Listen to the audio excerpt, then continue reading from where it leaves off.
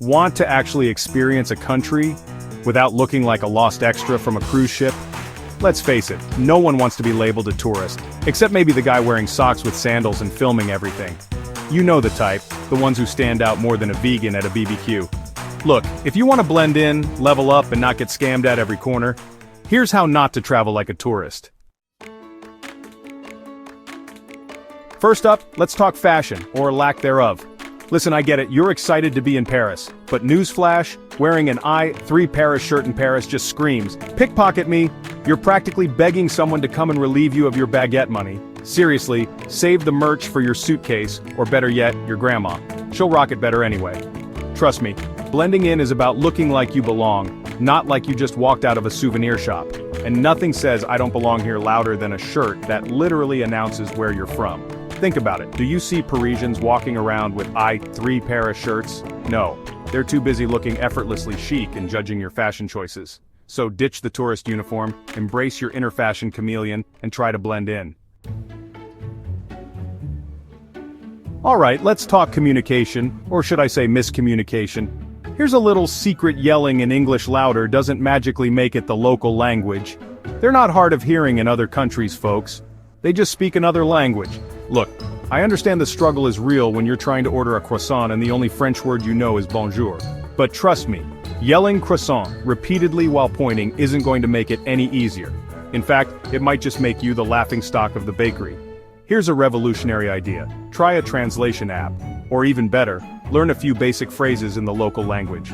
A simple bonjour, merci, or parlez-vous anglais can go a long way. Who knows, you might even impress some locals with your linguistic skills, or at the very least, they'll appreciate the effort.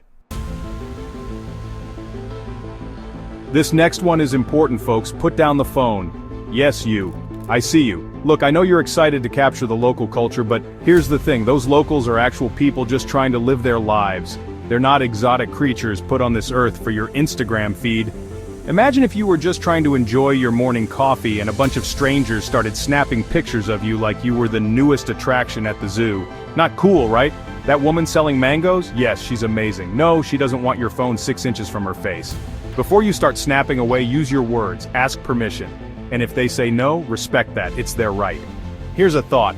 Instead of treating people like photo ops, why not try talking to them? Learn their story, buy a mango.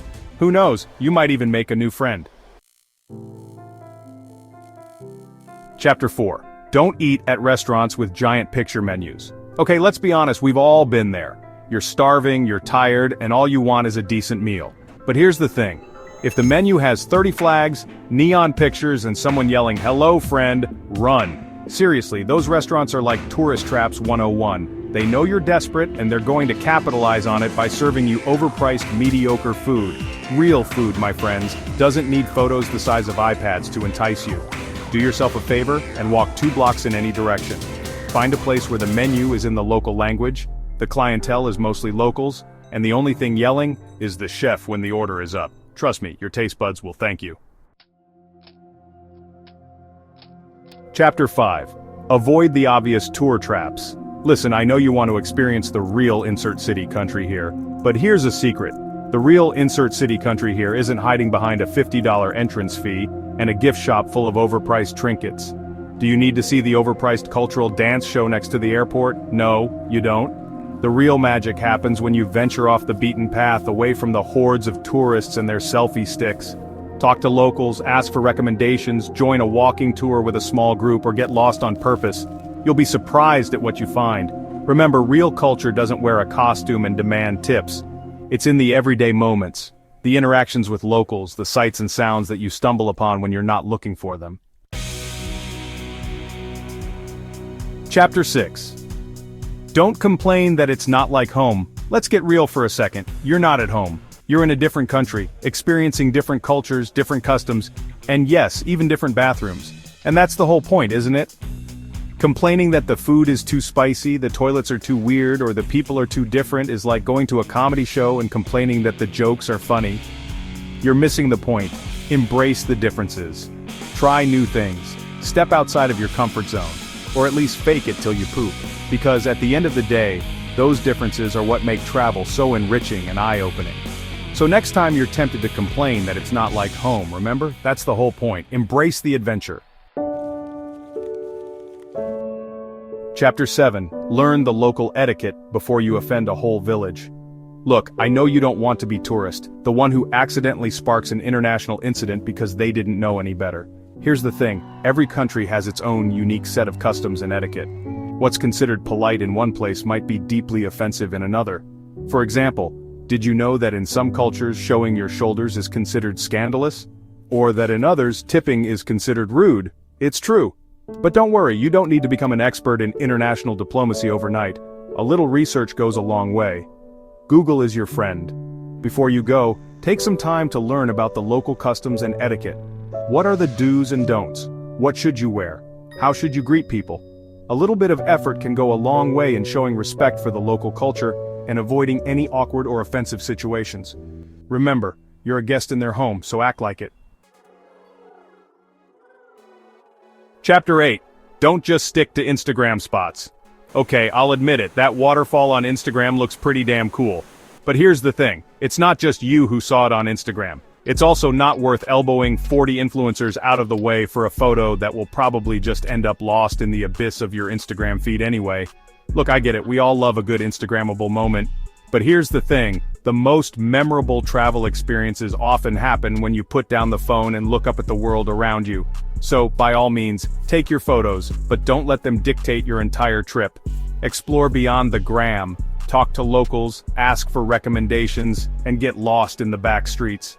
Some of the best spots don't even have Wi-Fi, shocking I know, but trust me, the memories you make will be far more valuable than any likes or comments on social media. Alright, let's talk transportation. I know. The thought of navigating a foreign public transportation system can be daunting. But trust me, it's not as scary as it seems. Plus, it's a lot more affordable and authentic than hopping on one of those overpriced tourist buses. Think about it, when you're on a tour bus, you're seeing the city through a bubble. You're not really experiencing it. But when you take public transportation, you're rubbing shoulders with locals, navigating the streets like a pro, and maybe even learning a thing or two about the local language. Or at least how to say excuse me in a crowded train car.